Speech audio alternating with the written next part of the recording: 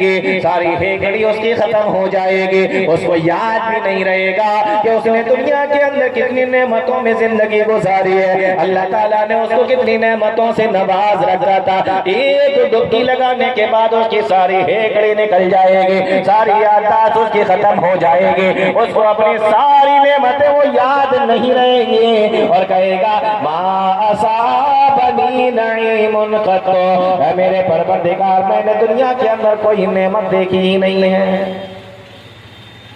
اس لیے میرے بھائی، اللہ تعالیٰ نے آپ کو دنیا کے اندر بھیجا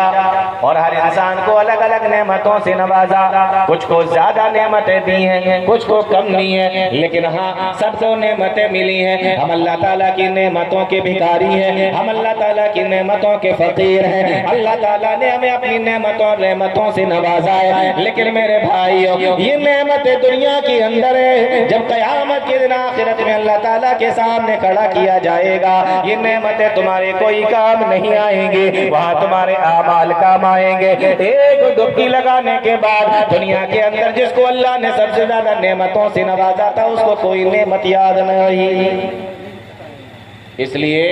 دنیا کے اندر ہمیں ذرا تیاری کرنا ہے، اس سے بچنے کی تیاری کرنا ہے۔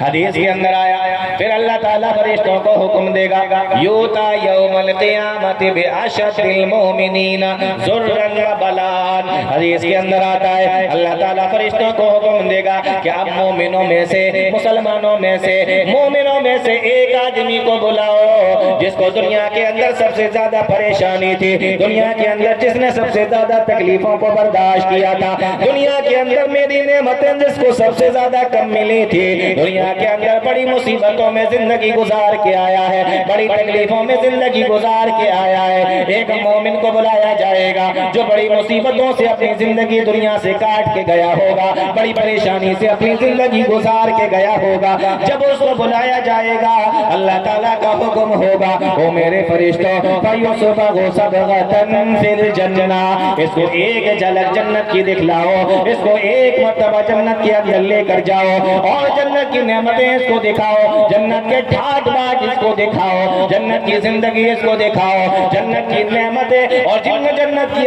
راحتیں اس کو دکھاؤ، ایک مرتبہ اس کو جنت کی جھلک دکھاؤ، اور اس کو ایک مرتبہ جنت کی جھلک دکھائیں گے اور اس کے بعد میں اس کو باہر نکالیں گے۔ باہر نکالا، اب اللہ تعالیٰ کا سوال سنو اور اس کے بعد میں اس انسان کا جواب سنو۔ کون سا انسان ہے جس نے دنیا کے اندر اپنی زندگی ساری مصیبتوں کے اندر گزاری ہے؟ اس سے جب اللہ تعالیٰ سوال پوچھے گا، اے میرے بندے بتا